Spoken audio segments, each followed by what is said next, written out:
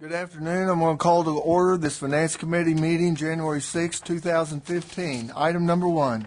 Consider approval of Finance Committee minutes of December 2nd, 2014. Are there any additions or corrections? Move for approval. Second. Have a motion for approval. Have a second. Is there any discussion?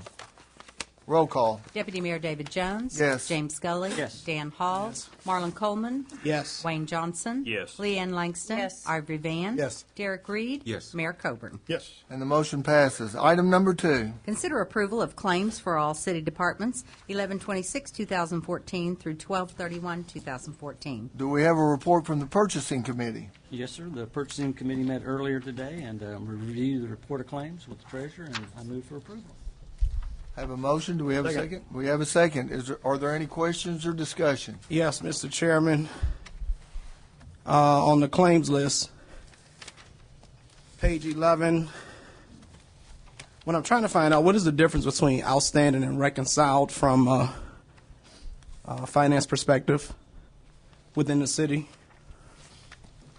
We'll get Gene Kingston to come make the voting, please. Thanks. The ones marked outstanding haven't cleared the bank, and the reconciled ones have cleared the bank. The reason why I asked that question because I noticed on page 11 there's an outstanding check for 2250, number 170415 for Erskine Howard, and I believe that's one of our vendors that's helping to work with the King Center or as a consultant. And I noticed that he's on the claim list, and there's nothing in our claim list for our architect, Ambler Architects. Are they, and I understand that they're due an amount of money for services contracted, and I want to know where are they? I can answer that, Counselor. The Erskine Howard is doing more than just reviewing the contracts for MLK, but the JDC, the AIM Gateway projects, and some other things. As far as the MLK architect, they haven't. They're not ready to be paid until they finish. We have a meeting scheduled with them on Thursday, at which time, once we get through with the Thursday meeting, we'll be able to go ahead and submit their payment. They can submit their payment and be paid for it. So have they submitted a claim at all? They have. I'll have to check. Because what I'm understanding is that there are going to be some uneasy feelings about how this project is handled because we're paying the consultant, but we haven't paid the architect that's on staff. Yeah. Well, we're contractually required to pay the architect based on the contract, and once we get done with the January 8th meeting, then he'll be eligible to be paid. Okay, so he will be paid. He will be paid. Yeah. What it is, the contract requires that we review it, and that when I say we, the city, approves whatever the design elements are and those kinds of things. And once that gets approved, he'll be paid.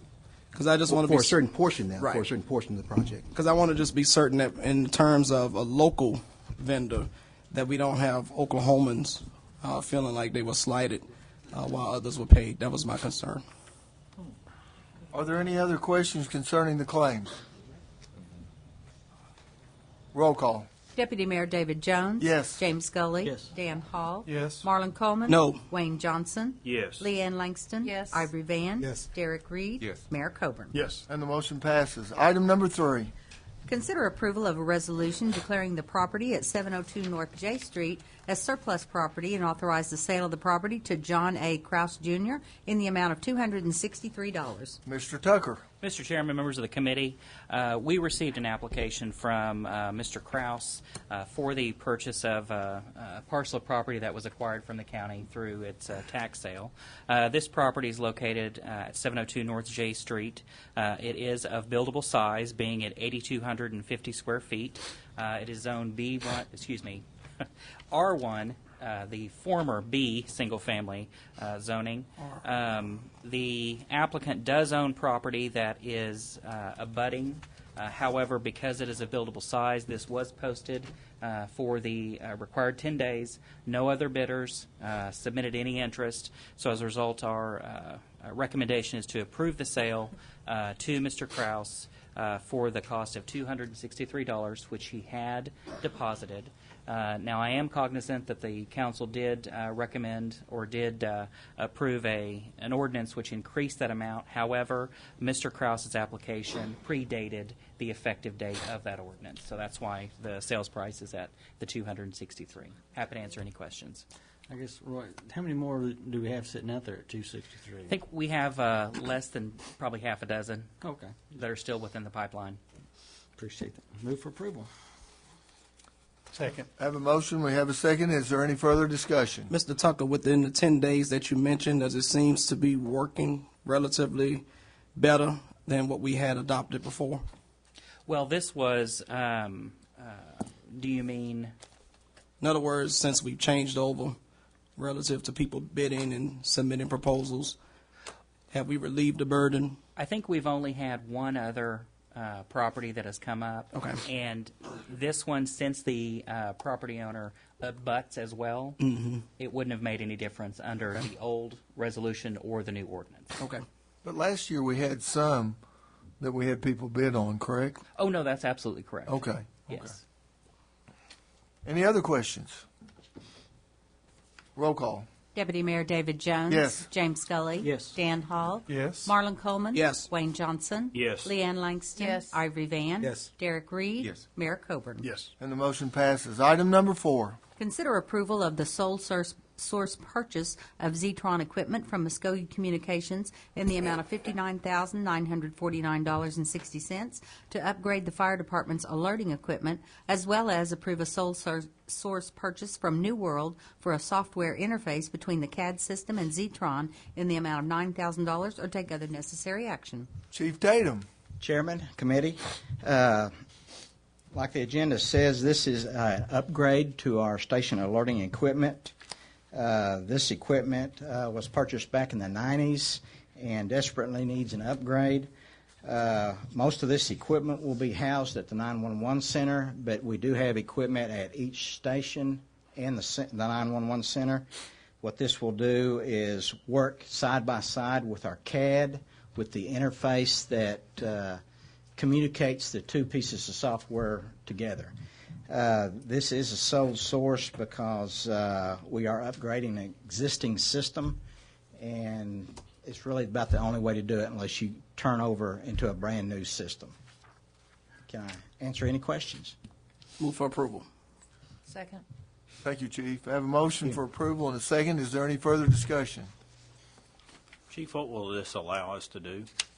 This will basically upgrade us from a analog system to a digital system. We've had a little bit of issues with the two pieces of equipment talking back and forth, and it will basically put it totally computerized.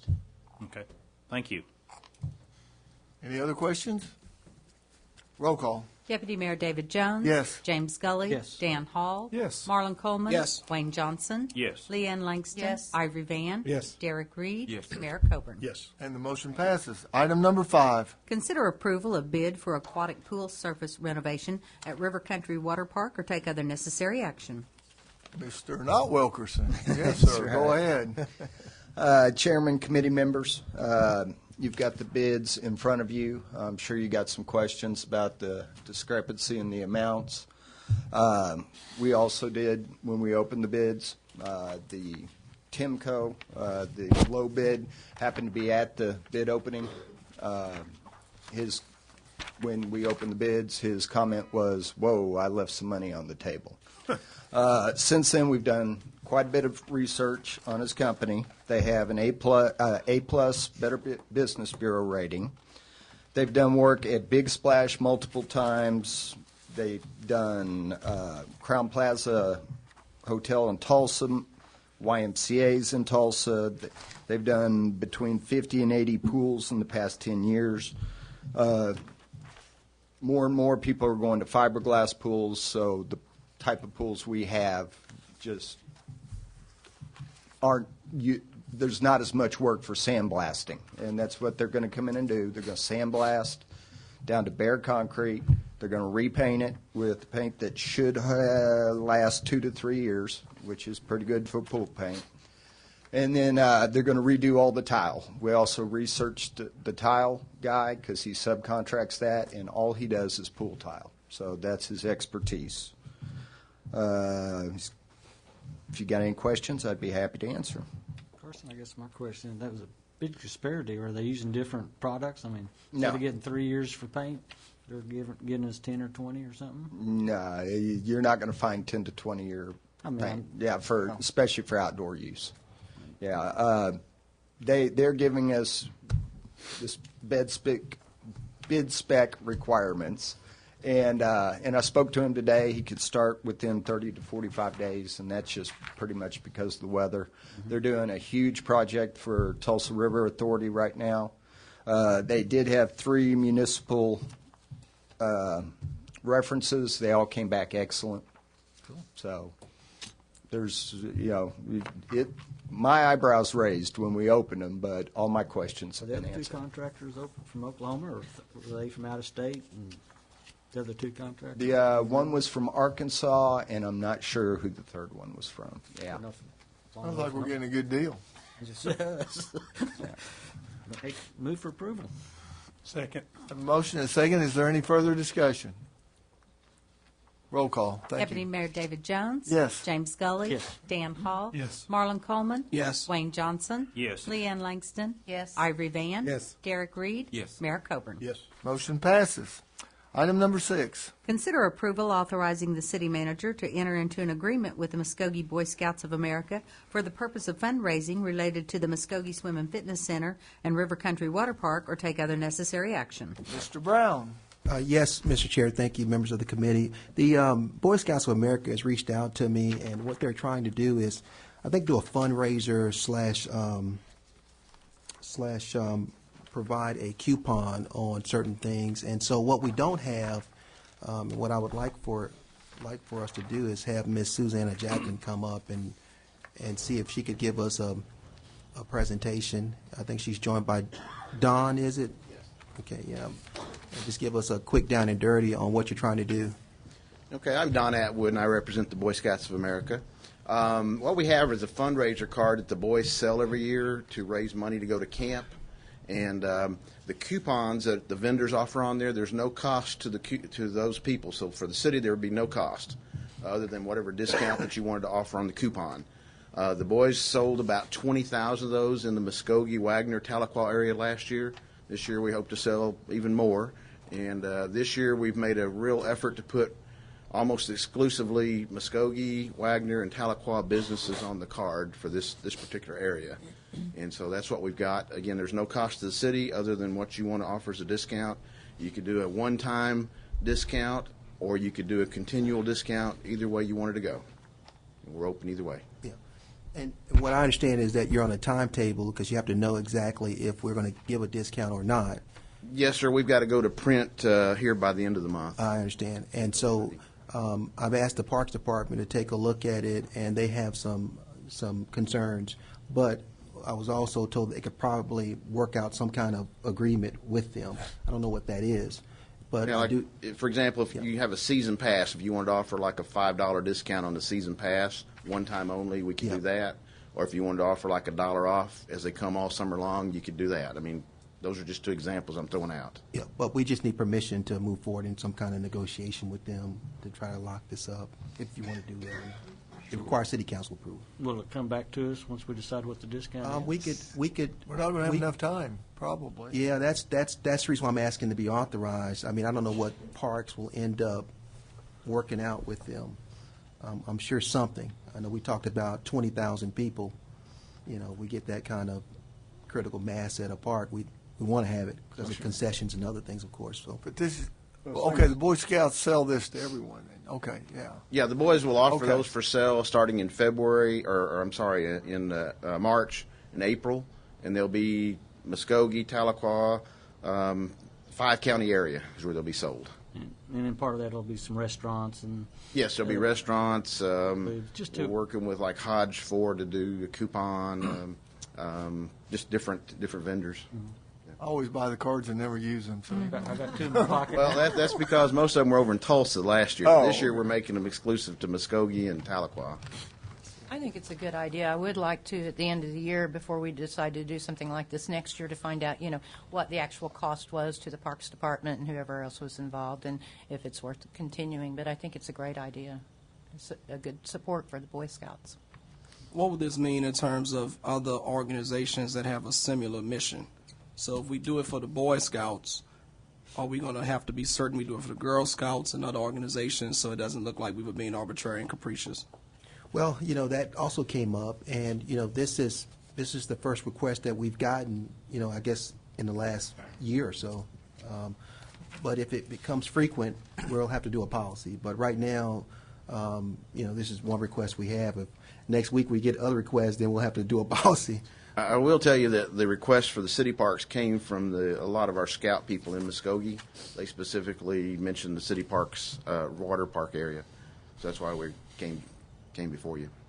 Has anybody else that is a nonprofit or not-for-profit company done these before? I noticed that most of these look like for-profit businesses that are. The businesses are for profit. Yeah. The Rufford football team does some of these, and Hilldale does them, Port Gibson does them. They're just, most usually it's football athletic teams that does this for fundraising. But my biggest question is to make sure that the percentage that we're offering helps someone buy a ticket, but still doesn't hurt our parks and the water park area when we start to do this. Yeah. That hasn't been worked out. We haven't worked out an actual performer or detail. What we're betting on is the number of people coming to the park using concessions and those kinds of things. So we haven't done a financial analysis on what the impact will be. I think it'll be like a gym membership, one of those things that, people pay for, but they don't come. Give you an example. I know what you're talking about because I've invested in one of these things myself, and I have not used one of them.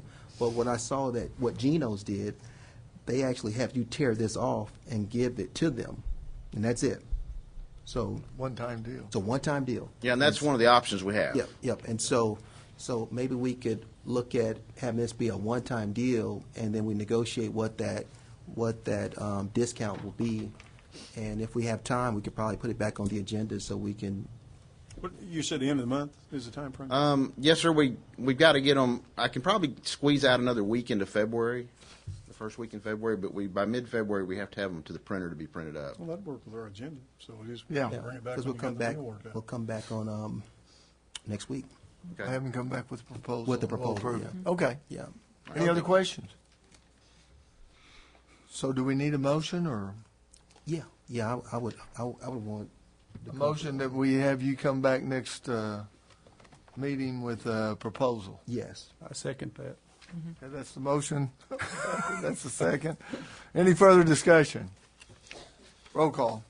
Deputy Mayor David Jones. Yes. James Scully. Yes. Dan Hall. Yes. Marlon Coleman. Yes. Wayne Johnson. Yes. Leanne Langston. Yes. Ivory Van. Yes. Derek Reed. Yes. Mayor Coburn. Yes. The motion passes, and I lost my agenda, but I think that's the last item. So the Finance Committee is adjourned. Now we'll call to order the Public Works Committee for January 6, 2015. I have a request, and I'll need a motion to move item number 6 up to number 1. So moved. Do I have a second? Second. Thank you. I have a motion and a second to move item number 6 up to number 1. Any other discussion? Roll call. Deputy Mayor David Jones. Yes. James Scully. Yes. Dan Hall. Yes. Marlon Coleman. Yes. Wayne Johnson. Yes. Leanne Langston. Yes. Ivory Van. Yes. Derek Reed. Yes. Mayor Coburn. Yes. And the motion carries. Item number 6. Consider approval of an amendment to the agreement between the City of Muskogee and Garver Engineering, adding additional design services to the scope of work for the reconstruction of 24th Street project, or take other necessary action. Mr. Stewart. Yes, thank you for allowing us to move that to the top of the agenda. Michael Wintersheet, who's here from Garver Engineering, has prior commitments, and we definitely wanted him to be here to describe what Garver was going to provide for us if you had any questions. I'll start by reminding you that we entered into an agreement with Garver to do the engineering design work for Martin Luther King and 24th Street several years back. And the way we had set this up, that once we got Martin Luther King underway, then we would proceed on with the final design of 24th Street. To remind you, the Martin Luther King project drug on just a little bit longer than council would have liked to seen it, and that was due to the fact that we tried to do the right-of-way acquisitions in-house, and we thought we could save a bunch of money, which we did, although we still had to go out and hire some outside services. But that took a lot longer than we expected. What we didn't anticipate was the fact that, we're working 8 to 5 during the day and during the week, and that makes it very difficult to go out and actually communicate with the homeowners who need to be dealt with sometimes after hours or on holidays or late at night, and it really made it difficult, and it drug the Martin Luther King project out. Well, now Martin Luther King is underway, and it's well underway. And by the way, Michael Wintersheet is the project design engineer for us. He's our go-to guy from Garver Engineering. So as we were discussing this with council on what was taking Martin Luther King so long to get off the ground, Councilman Gully actually suggested that maybe we wanted to think about putting the right-of-way acquisition back into the contract. So that's what we sat down with Garver and did. We put it back into this contract. It's going to have Pinnacle Services go out and actually do the right-of-way acquisition. This is set up just exactly like the York Street project. We're not contracting with Pinnacle. Garver is. We're contracting with Garver. Prague Mahajan, our civil engineer, is actually going to get up and explain the scope of what's in this amendment to you. And Michael Wintersheet is here to go over any detailed questions you might have. And Prague, if you wouldn't mind. Yes. Chairman, members of the committee, good evening, and let me wish you a happy new year. I would like to direct your attention to page 3 of 5 on your amendment. It says the right-of-way documents, and the sum is $170,000. And if you turn back to page 2 of 5, it details the acquisition services, which also gives you the number of parcels on it, which is 35, which is a conservative figure which Garver came up with. This may be less than that, and it also has a unit price to it. So the amount is a not to exceed amount of $106,000. On B1, that's the lump sum cost, and this also adds the title research on the right-of-way documentation is again at a unit cost of $250, which is the $8,750. If you take the total of all those, that comes to about $170. And the total cost which Garver has come up with is $207, which also includes the fee adjustments to their contract.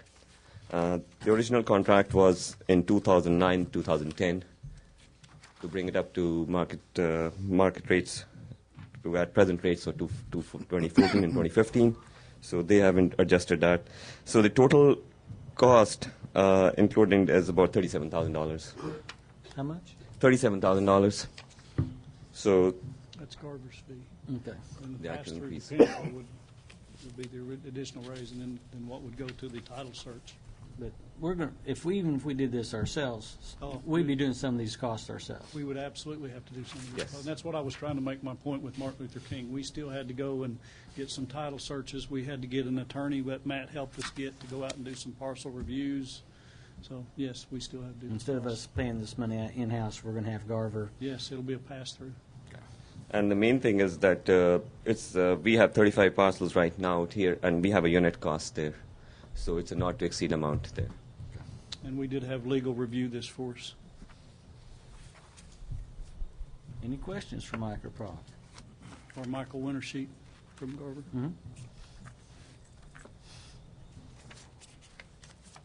I think this is a great idea to move this project forward. I know the intent on Martin Luther King Street was to save money. I think it was a great idea on staff, but I think it hurt us in a lot of different ways in our community. I think, sometimes some of my biggest mistakes was good intentions, but it hurt us in a lot of ways. I'll take that bullet. Yeah, and so sometimes good intentions go wrong, and I'd like to do the right thing in the right area, and this is doing the right thing by hiring a professional company that can move forward, not take resources away from our staff that are tied up right now on crucial projects. And Counselor, this will help us pretty much ensure that just as we're completing Martin Luther King, we can get 24th Street under construction. That is a very critical area. Just a quickie on the utility relocation and stuff, is that pretty well complete? You're talking about Martin Luther MLK, King. yeah. Yeah. It's underway right now. Yeah. It's not complete, Mayor, but it is well underway. Yeah. Any other comments, questions? Move for Leonard? approval. Second. Have a motion and a second. Any other discussion? Roll call.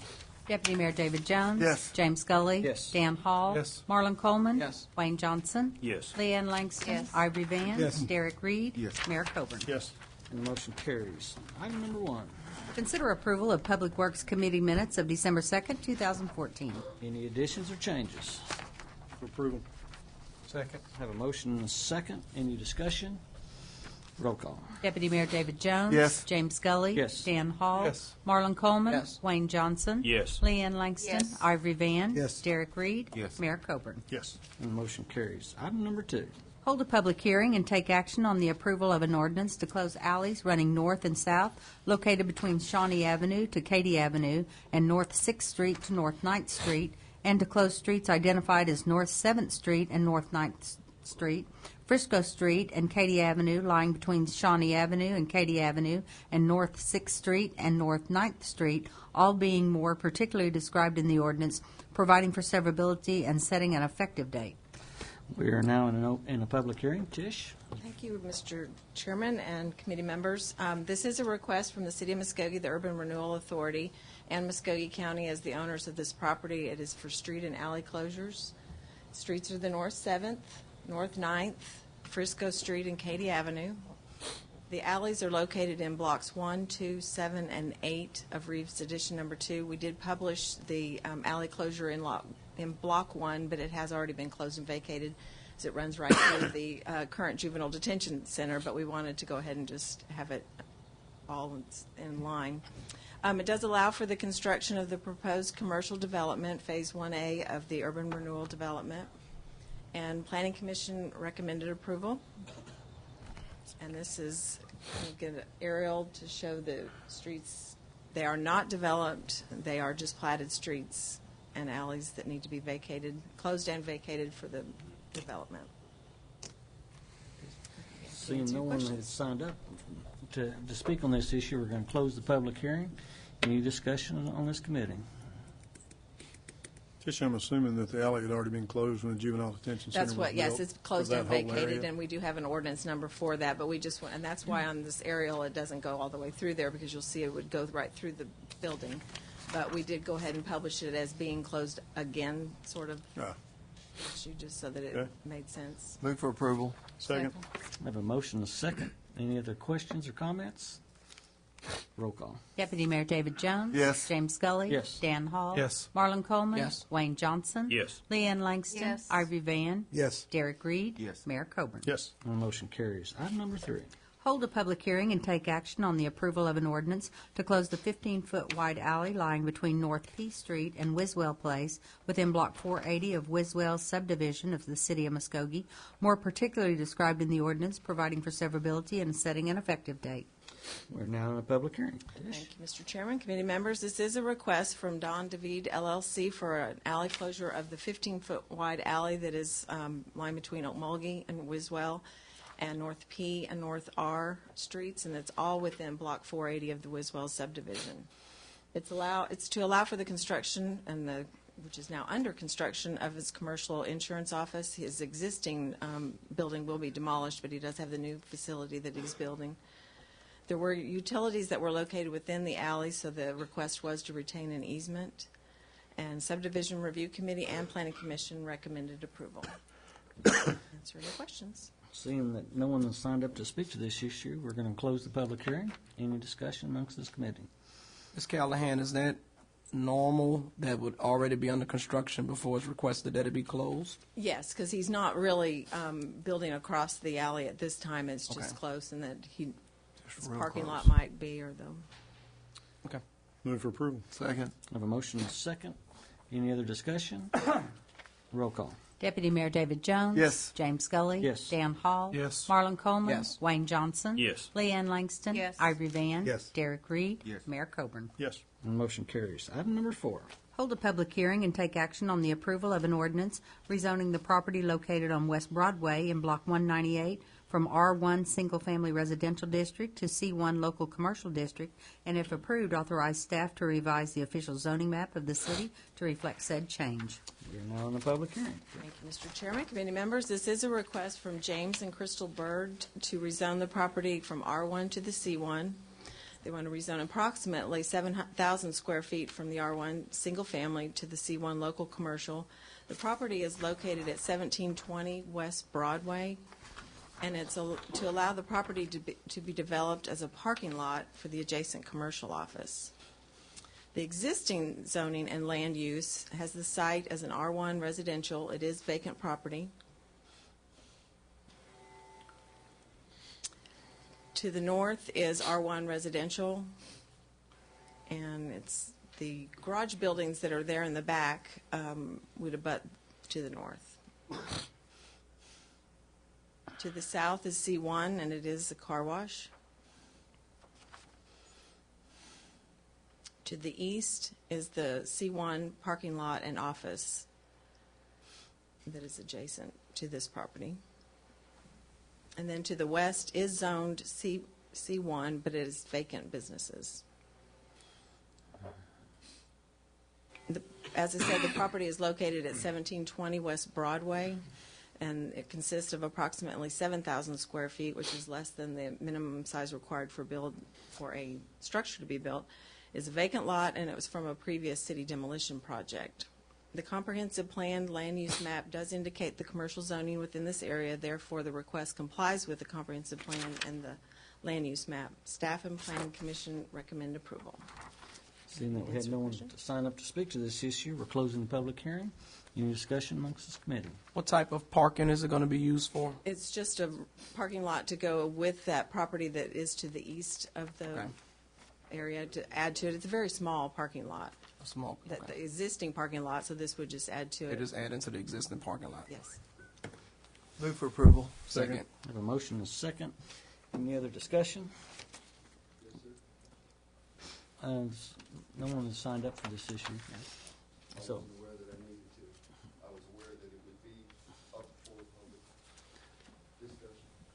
The way of our regulations are is that you have to be here 15 minutes beforehand. It will come up next Monday night. This is just a preliminary committee. Okay.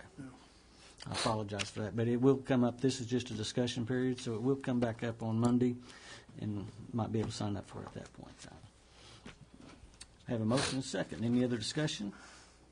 Roll call. Deputy Mayor David Jones. Yes. James Scully. Yes. Dan Hall. Yes. Marlon Coleman. Yes. Wayne Johnson. Yes. Leanne Langston. Ivory Van. Yes. Derek Reed. Yes. Mayor Coburn. Yes. And the motion carries. Item number 5 is being stricken. Item 6 we've moved forward. Item number 7. Discuss wrecker and towing service options for the city of Muskogee. Provide direction to staff or take any necessary action. Mr. Tucker, sorry. Mr. Chairman, members of the committee, with the committee's indulgence, I'd like to invite Assistant City Attorney, our part-time prosecutor, Rodney Brook, as well as Officer Jeremy Garcia and Sergeant C.B. Abel to the podium, and I'm going to turn over the discussion and introduction of this item to them. They worked very diligently on preparing it. Mr. Chairman, members of the committee, for some time, the police department, as you may be aware, has been interested in having a single source provider for tow services. From time to time, the department comes in contact with abandoned vehicles, and also when they make an arrest from a vehicle, that vehicle has to be removed from the city street.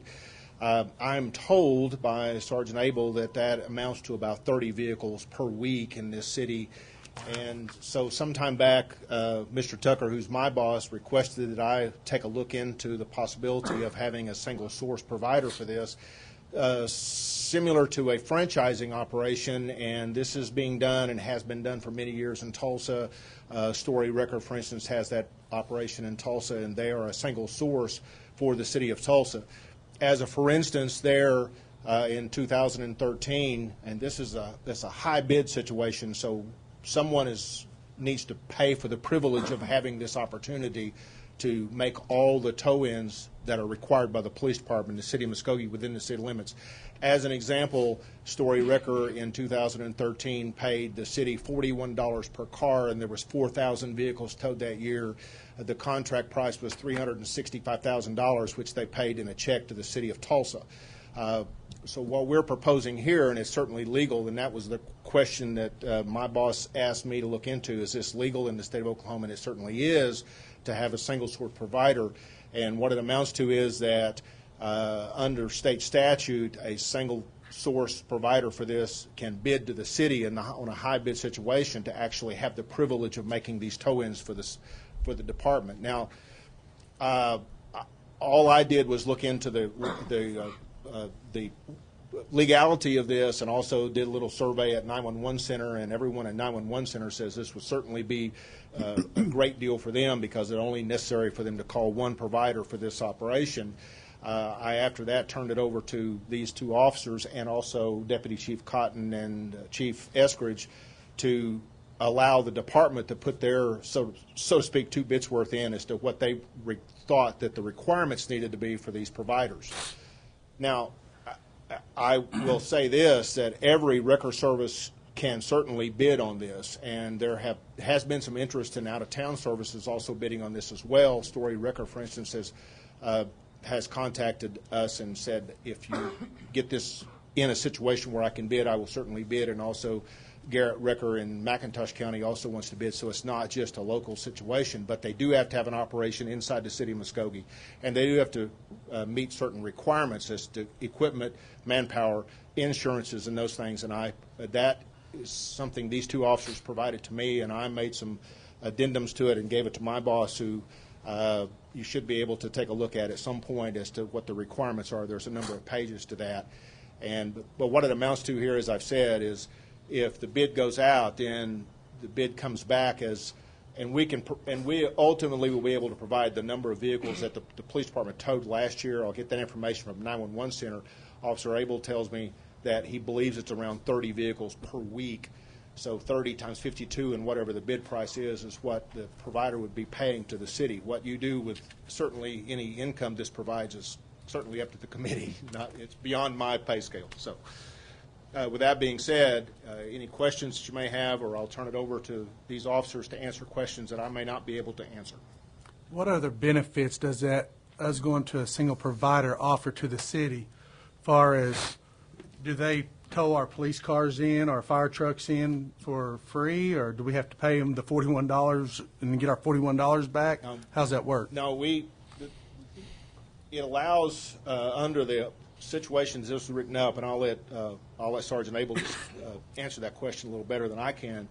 But it not only goes to the vehicles that the police department requires be towed, such as abandoned vehicles or those where you've arrested, but also police cars, fire trucks that are also broken down or become broken down get towed as well as part of this initial contract. What this requires is that whoever the provider is pays. And the way I have written this up and the way these two officers have written this up is that we're going to tell you that we towed 1,500 vehicles last year for the city of Muskogee. We can't guarantee a plus or minus. This is an average amount. Bid us a price that you will pay the city for the privilege of being able to do this.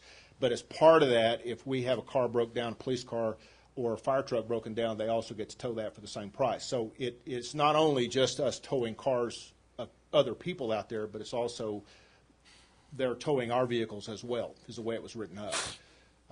Now they're going to get their money back, obviously, from I think currently the state statute says a vehicle towed that's under 8,000 pounds. I think the price is $90. Sergeant Abel tells me that the folks tell him that it's around $200 for your car to be towed, a hookup fee, the storage fee, and all that. It's around $200 that they're going to get back from whoever they tow the vehicle from. But no, the city is not going to have to pay to get that privilege.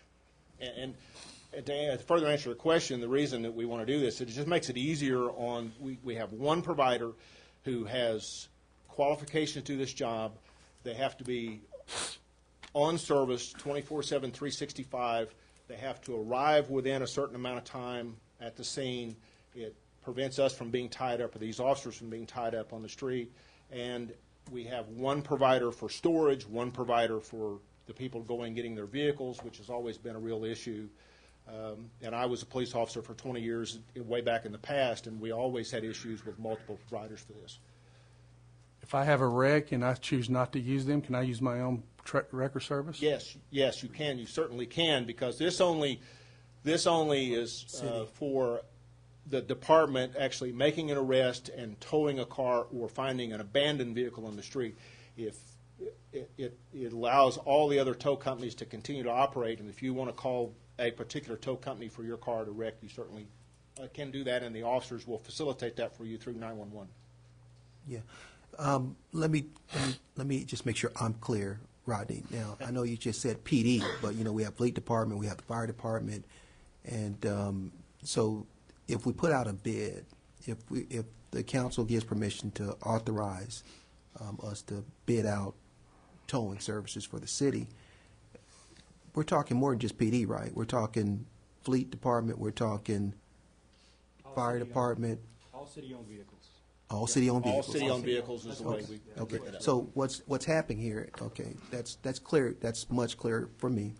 I think a practice several years ago is that you didn't want to take this issue up as a policy decision, and now it's back before you if you want to take it up as a policy issue. Currently, right now, PD is doing something, Fleet's doing something different, and I think fire department, they use a local company as well. And so what you'll be doing is acting on, if you want to do, is letting us know which way you want to go. Simply put, if you want to put this out to bid. That's what this is about, putting this out to bid, period. So. What are the disadvantages to doing a single source? If there are any. The disadvantages I see are more for the companies. You're going to have companies that... Yeah, speak to the microphone if you would, just so everyone can hear you. About that. The disadvantages I see are more towards the record companies. The city doesn't have... I don't see many disadvantages to the city because you have more quality control. You have one service. If you have a problem, you talk to that one guy. But for the record services, the guys that don't have the equipment to bid on this, they're going to lose some income, and so that's the biggest disadvantage we have. So advantage for the city, disadvantage for some of the for companies the other local right. record services here. How do you define what is required? I mean, you set a time frame, and I'm assuming you'd have to have X number of vehicles in order to be able to correct to be a bidder, a qualified bidder, or whatever you'd say. Right. How do you kind of set that parameter? We just kind of looked into the history of what we've needed, and we've set the parameter. Okay, at one time we'll have this many vehicles out for tow, and so we'll assume your company will need this many trucks to service that. And so we just went past history, what we've used them for, and what kind of equipment the city owns, and kind of set the parameters around that. Well, you're going to have very few companies that could bid on it for the amount of size of equipment that they would have to tow. Yeah, I'm not sure. Now we did write in here that you don't have to own like big service wreckers. You can just procure one from somebody else. Mm-hmm. You have a way, if you can get one that you can contract through, then you're able to bid your process, and so you don't have to go out and buy a $500,000 piece of equipment to be able to bid on this. You can just contract through somebody that has one. But you need someone that can actually tow like a semi-truck. So you would need someone who you need somebody that has the capacity to deal with like a semi-truck overturn, or you find drugs on it and you're impounding it. So you would need someone. That's correct, and also I'm unfamiliar with what the fire department's heaviest piece of equipment weighs, but you'd need somebody that could also tow the fire department's equipment if it was broken down as well. And I guess the chief could speak to that, but that really isn't an issue. One of the additional things that I looked into here was that whoever bids on this has to have had a history in the towing business. It's not someone who could just start up tomorrow and go into business. They have to have had a time period of business. And what did we say, CB? How much time? 5 years. I think it's 5 years that they've had to have been in business as a tow company. In addition to that, certainly they have to have $1 million worth of liability, $2 million worth of aggregate. They have to cover their employees. all their employees have to be have CDLs or commercial driver's license where required, and they have to provide all that information to the city. So we have more quality control as to who's out there actually driving these trucks and who's out there actually taking care of this equipment and who's actually taking care of our equipment, because if they're towing fire trucks and police department equipment, certainly we want to make sure that they are qualified to do that. Have we talked to the people that are similar in size to us and asked if that have been doing it a year or two or three and said, hey, is this working for you? And if it is, how successful is it? Comparing us to Tulsa, I'm sure we'd come in a little under $350,000 for the bid. I'm sure that is true. If Sergeant Abel is correct, at 30 vehicles a week, you're looking at 1,500 vehicles. If the average bid price was $40, then 40 times 1,500, plus or minus one way or the other, would get you the type of money that we're talking about. And Deputy Chief Teehee is here, and he did some preliminary work on this. As the manager had said from some time back, this has been discussed several times, and he may be able to answer the question as to whether or not he's talked to other agencies in the past about this or not, because I did not do that, but I wasn't asked to do that. I was asked to look into legalities of it. Yep. Deputy Chief, do you have something you'd like to add, please? When we'd originally looked at this, I contacted Story Wrecker, who has not just Tulsa, but they have Jinx, Owasso, Collinsville, a lot of the smaller agencies, and talked to, it's been several years ago, but there's 2 or 3 of those I contacted, and basically what the officers have said, it's just easier to deal with because you have one source you go through. Instead of having to, in dispatch, you have to have logs. You have log books for this and logbook for that and logbook for this one. It just kind of puts it all down into under one umbrella. What do we do now? Is it called a next up rotation? A rotation, yes, and you have every record that we have listed in the city that's met the criteria to be on that log, and you just go one at a time, and you just go down that rotation, and if somebody can't do it or they're out of service or whatever, you skip that one, go down to the next one, and it just saves a lot of time as far as dispatch goes. Is there times when the officers have to spend more time at the scene because of a lack of a response? There's a lot of times, and these guys can attest to that we're waiting on, we'll think a wrecker's coming, and 15, 20 minutes pass, and they say, well, no, we called somebody else because we're not available. So and like they said earlier, it helps us to be able to go to one person, one company as far as who's responsible for that and take that up with them. How many wrecker services? 12 currently. And we've had them from Fort Gibson. That was, just the surrounding areas, different reason or criteria as far as what you can and can't do to be on that list. And it would just kind of, originally we had looked at it as kind of a source of when we was trying to figure out how to get money for police cars. It was a source of an extra way of trying to come up with money for that because it does generate income and alleviates a lot of headache for us. So we have 12 local wreckers that are currently on the rotation list? Correct. Do we know what the economic impact for them is going to be if we go to sole source? I don't know. And the next thing I want to know is, I heard something mentioned about this Tulsa wrecker service. Certainly I couldn't in good conscience vote to support that if it was going to hurt a local vendor. Yeah, I think the thing, and I've talked to Nick about it, talked to him back when we originally did this. I think what that technically, or in my opinion, does is it just gives us the ability, instead of, not that any one service in Muskogee would have the monopoly, but there's not many that would have the ability to do that. It just gives us the ability as the city to say, okay, we have other people interested in doing that to make sure we're on a fair, a fair playing field. Keeps it competitive. Yes, be competitive. Mr. Tucker, from a legal perspective, can we say if we go up for bid, we will only limit it to local? No, you can't do that. That would violate several issues related to the Commerce Clause for the Constitution, as well as several state laws. But as the requirement of the proposal is that there would have to be a location within Muskogee, and that would be so that they could respond. But we could determine how many wreckers they need to have here at all times, how many people that they need to have on duty at all times. Right. So that could limit someone from outside. I mean, just by them being able to do it, right, it could limit them that way. That was one additional thing from. Yeah, back when we first originally did this, I believe Garrett had a wrecker service in town or had just left. because they are home based out of Shakota, and they were interested because it seems like they had just left the city with their rotation system and moved back out of Muskogee.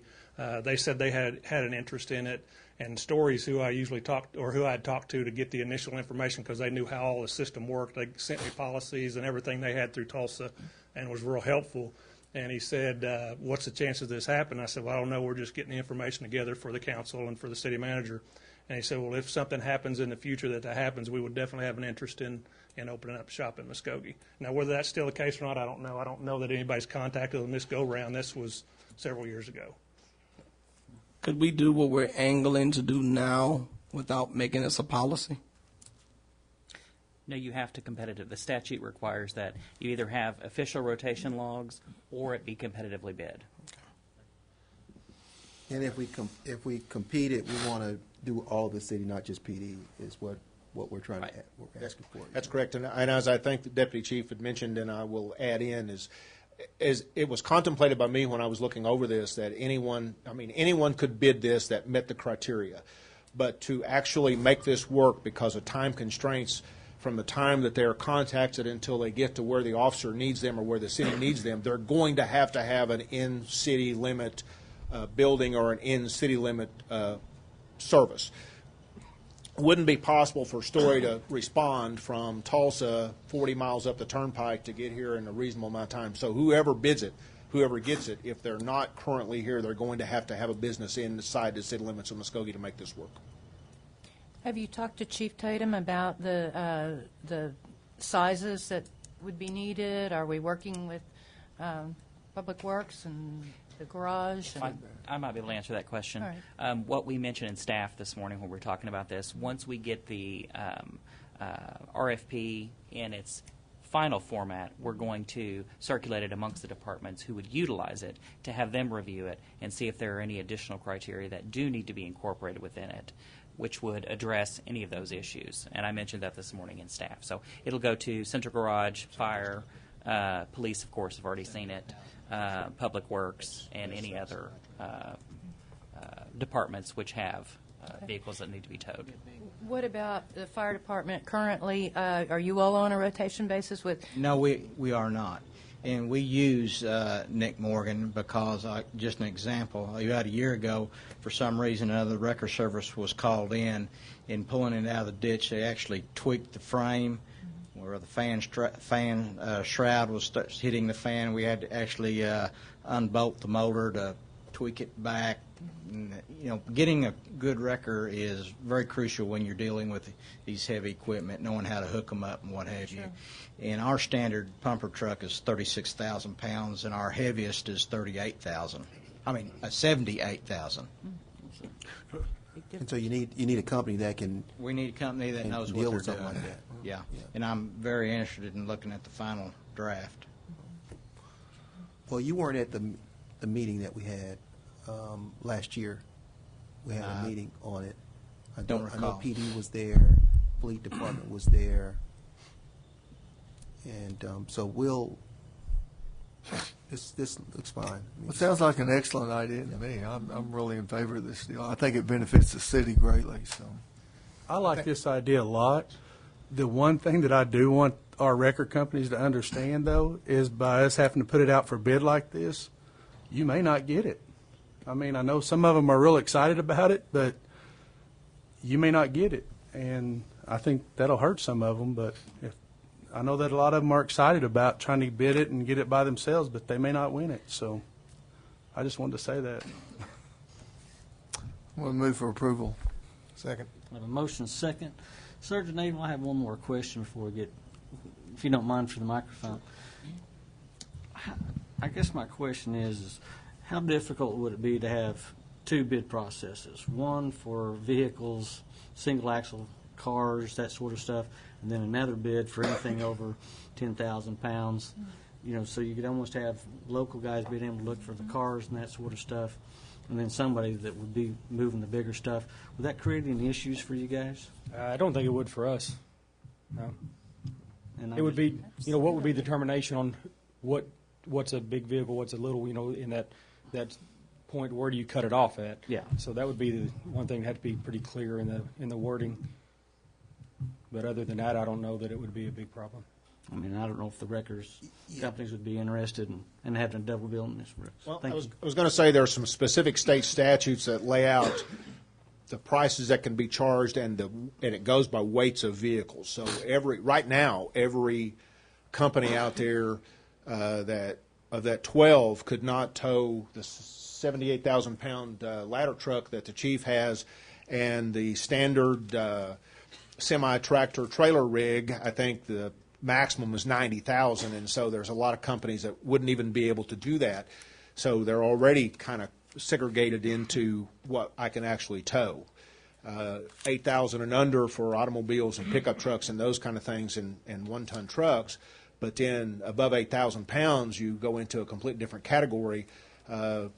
And we're not talking about EMS here, but EMS's ambulance, since I worked for them for a while, are 12,000 pounds. And in a garbage truck for the city of Muskogee, somebody will have to tell me what a trash truck weighs, but it's enough that the operators have to have commercial driver's license to operate them. So that's how much? 25. So they weigh 25,000 pounds. And so I mean, like Sergeant Abel, I don't see a problem in bidding at people, but you got to have a cutoff space somewhere. Yeah. And I'm thinking logistically for the police officer on the scene who's trying to clear the streets, he needs to go, and for how much difficult logistically would be for our police department to go, oh, it's in contractor 1, no, it's got to go to contractor 2, which is a heavy-duty operator. I think the thing is we want to get the streets open and get the police officers back. So that's more my question. Could we add that to our proposal, to just look at possibly doing that, seeing if there are some cutoffs where we could have more than one bid? Well, let's. I mean, I don't know enough about the towing industry, obviously, but what we could do, if you give us permission, we'll get with staff and try to work all these concerns in. You know, I think all of what's being said is good, but I think economies of scale and agglomeration economics really kicks in. I mean, the one person, they can deal with this better than 3 people at the same scene. So, the motion is to look at have our an options. exclusive contract was my motion. Yeah. My motion was to have an exclusive contract with the city of Muskogee for the record business. I'm sorry I wasn't clear, but second. that's what I meant. I'll second that. Well, that's we still got the motion on the floor, right? Yeah. Yeah. But I wasn't clear on my motion. I wanted to make sure everybody understood what my motion was. So it's not for. No, it was just to have an exclusive contract with the city of Muskogee for the record service. But now the mayor did ask a question, and I'm not certain I got the answer, which was, do we know what comparable cities are doing? Cities comparable in size. I haven't contacted anybody that is doing it, so no, I don't know the answer to that. Yeah, so that's my only concern, that, what are other people doing, plus what is going to be the economic impact, good or bad, for those local record services? We could move it ahead to council and let that research be a part of the decision at council. Okay. I would think, Mr. Coleman, if that would be all right with you. So we'll get Rodney and Roy, and then to work out some type of analysis with other cities of our size. I know that we have experience with Tulsa, but we're looking for cities that are comparable. Yeah. Well, someone made the comment the story already does Collinsville and Owasso, and yes, they mentioned several other cities. So and in eastern Oklahoma, Muskogee is 38,000 population. There's almost no other towns. Well, there are no other towns in eastern Oklahoma size of Muskogee, so we'd have to go some west to get a town of this size. Yeah. I think what happens is most of the agencies are so small that the volume of tow traffic they have wouldn't really necessitate a bid process like this. Ours is large enough that it probably does. And if we can look at some kind of economic impact, I mean, that would be helpful also. Like what would be the overall cost to do this? So we can report back to the council. I would like to see it in a written form before we vote on it. And I think we will. I think what the motion is for staff to come back with an exclusive contract on one towing service. At that point in time, then we'll be able to see if we like that contract, yes or not. That's what the motion on the floor is. Yeah, I'm a little bit. I know it's for right, one David? person, but I thought we were just getting permission to do an RFP or bid out. That's true. That's okay. My understanding. And then once the RFP comes in and it's selected, then you'll have the contract that will be brought forward to the council for approval. But there's a lot of options that could be made. Yeah. Yeah. At that point in time. That's why we're doing this via proposal. Here's what we're needing. Tell us how you can meet those needs. And then as part of the review process, then it's determined, okay, this company can provide us with, free towing for all city vehicles and we'll pay a franchise fee of X. Company B will provide it at $10 a vehicle and provide, and so just provide some different options that We're discussing a lot of things that could be in that proposal. Yeah. That I would like to that we would like to have a part of. I see. Instead of blanket. Yeah, so that means next week come back with some There's a motion on the points. floor, but that was just my statement. Yeah, there's a motion and a second. Thank you, Chairman, committee members. Thank you. I know here in Muskogee, we have quite a few record services. And I'm going to say this. Myself personally, I think Morgan's Record Service is the best record service here in Muskogee because they're bigger and they've been here longer and they got much more equipment to offer the city of Muskogee. That's just my opinion. And like I said, Story Record in Tulsa, they take care of Tulsa and surrounding areas. But like Reverend Coleman was saying, we need somebody here local. And myself personally, I'd be definitely for Morgan Record Service because they do a great job. Yes, sir. We're just trying to get permission to go out for bid. I'm just saying. Yes, sir. I know. That's the cart before the horse, or whatever. So I have a motion and a second to authorize staff to develop an RFP for an exclusive towing contract for City of Muskogee. Is that correct? Yeah. Mr. Tucker? Sounds good. That's what I. Okay, I have a motion and a second. Any discussion or questions? Roll call. Deputy Mayor David Jones. Yes. James Gully. Yes. Dan Hall. Yes. Marlon Coleman. No. Wayne Johnson. No. Leanne Langston. No. Ivory Van. Yes. Derek Reed. Yes. Mayor Coburn. Yes. The motion carries. Item number 8. Consider approval of appointment of Alice M. Smith to the Muskogee Housing Authority Board to serve the remainder of the unexpired term of the resident position held by Samuel Rogers.